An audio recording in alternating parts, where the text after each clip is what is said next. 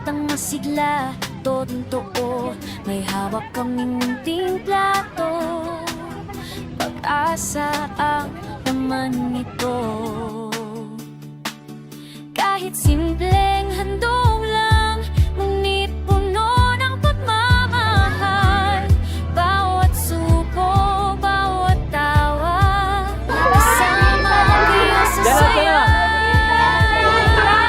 Oh, little plate, busog ang puso sa bawat ngiti. Guys, another week, another feeding mission na naman si Little Plate Project. Ayan, at today, dito tayo, syempre, lagi tayong, hindi ko bakit lagi tayong Pasig this time. Kasi nga si Ate Ria, ang ating coordinator, is taga Pasig. Kaya kung meron kayong mga location ninyo na gusto nyong puntahan natin para gawin ang ating feeding mission, i-message nyo lang kami, okay? So, papunta kami ng Bangbang, dyan sa may EYD building malapit, sabi niya dun yung location natin, para sa mga batang Pasig na kanyang mga alaga, ang mga batang palengke. Anyway, magpasalamat tayo sa ating sponsor for today's feeding mission, si Miss Marita Agnite. Ayan, ang kaibigan ni Miss Abby and Don Paclibar, sponsor natin from California, from Abby Skin.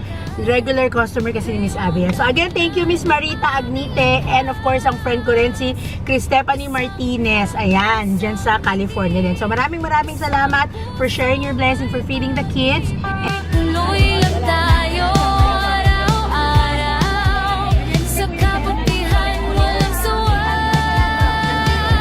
Oh, little plate, busog ang puso sa bawat ngiti.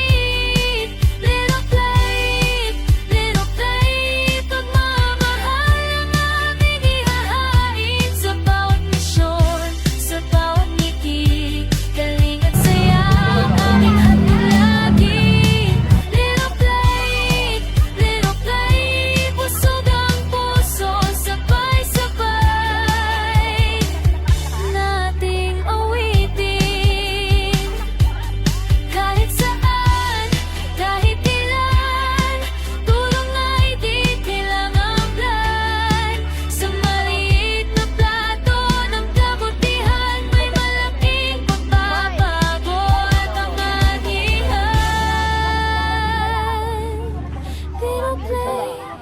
Little plate, busog ang puso, huwag nating itigil. Little plate, pagmamahal ang tunay na pagkain. Tara na, tumulong muli para sa mga batang maingiti.